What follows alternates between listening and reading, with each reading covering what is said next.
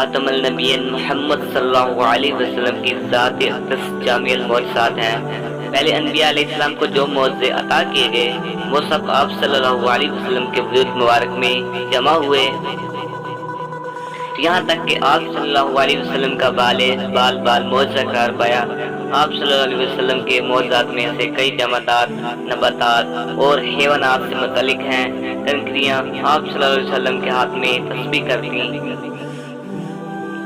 شجر و حجر آپ صلی اللہ علیہ وسلم پر سلام بھیجتے اور سجدہ کرتے، ہرنیاں آپ کو ضامن تسلیم کرتی، اونٹ آپ صلی اللہ علیہ وسلم سے افسانہ غم بیان کرتے۔ احادیث و سیرت مبارکہ کی کتب میں ایسے مدد خوش نصیب درختوں کا ذکر بھی ملتا ہے جنہوں نے آپ صلی اللہ علیہ وسلم کی تعظیم و تکریم کی اور مقام نبوت کو پہنچانا۔ کئی درخت آپ کی پکار پر زمین کو چیرتے ہوئے دربار رسالت میں حاضر ہوئے اور اقرار نبوت کی سعادت حاصل کی۔ تمام انبیاء علیہ السلام کو اللہ تعالیٰ نے عملی معجزات عطا فرمائے۔ زندہ اور ہمیشہ باقی رہنے والا یہ عظیم الشان معجزہ ہے جو اپنی موجزانہ حیثیت اور شان کے ساتھ آج بھی امت کے پاس جو کا تو موجود ہے۔ لفظ معجزہ عجز سے نکلا، جس کے معنی کوئی ایسی چیز جس سے عقل عاجز آ جائے۔ ایک دفعہ مکہ کی ویران کٹائی میں نبی کریم صلی اللہ علیہ وسلم کا رکنہ بن عبد عزیز جو کہ قریش کا ایک بہت طاقتور پہلوان تھا اور قریش میں اس سے بڑا کوئی پہلوان نہ تھا سے سامنا ہو گیا۔ آپ صلی اللہ علیہ وسلم نے اسے اسلام کی دعوت دی۔ اس نے مطالبہ کیا کہ اگر آپ مجھے کشتی میں ہرا دیں تو میں اسلام قبول کر لوں گا۔ آپ صلی اللہ علیہ وسلم نے اسے ایک دفعہ نہیں بلکہ 2 دفعہ کشتی میں بچھاڑ دیا، جس نے نبی صلی اللہ علیہ وسلم سے کہا کہ یہ بڑی حیرت کی بات ہے کہ آپ نے مجھے بچھاڑ دیا۔ نبی کریم صلی اللہ علیہ وسلم نے فرمایا کہ میں تمہارے سامنے اس سے بھی عجیب و غریب چیز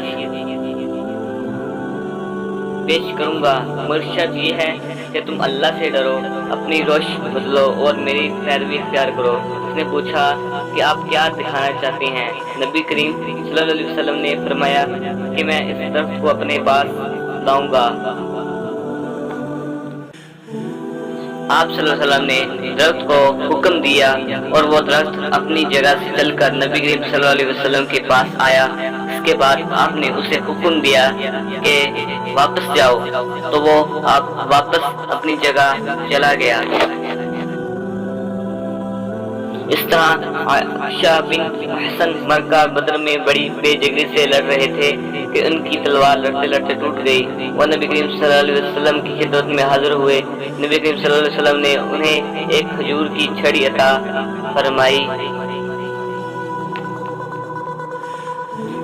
حضرت عائشہ نے یہ تلوار بدر کے میدان میں خوب استعمال کی۔ اس تلوار کا نام علون تھا۔ حضرت عائشہ کے پاس یہ تلوار ایک مدت تک رہی اور وہ اس کے جوہر جہاد میں دکھاتے رہے۔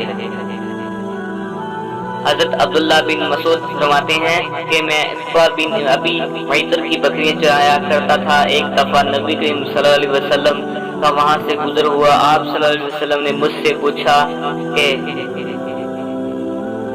جو کبھی حاملہ نہ ہوئی ہو اور نہ شیردار ہو؟ میں نے عرض کیا کہ ہاں ایسی بکری تو ہے۔ پھر میں نے وہ بکری پیش خدمت کر دی۔ نبی کریم صلی اللہ علیہ وسلم نے اس کے تھنوں پر ہاتھ پھیرا، تھوڑی دیر سلاتے رہے، اس کے تھنوں میں دودھ اتر آیا۔ آپ صلی اللہ علیہ وسلم نے ایک برتن میں دودھ بھر کر وہ خود بھی پیا اور اپنے ساتھی حضرت ابو بکر رضی اللہ عنہ کو بھی پلایا۔ اس کے بعد بکری کے تھن پھر پہلے جیسے ہو گئے۔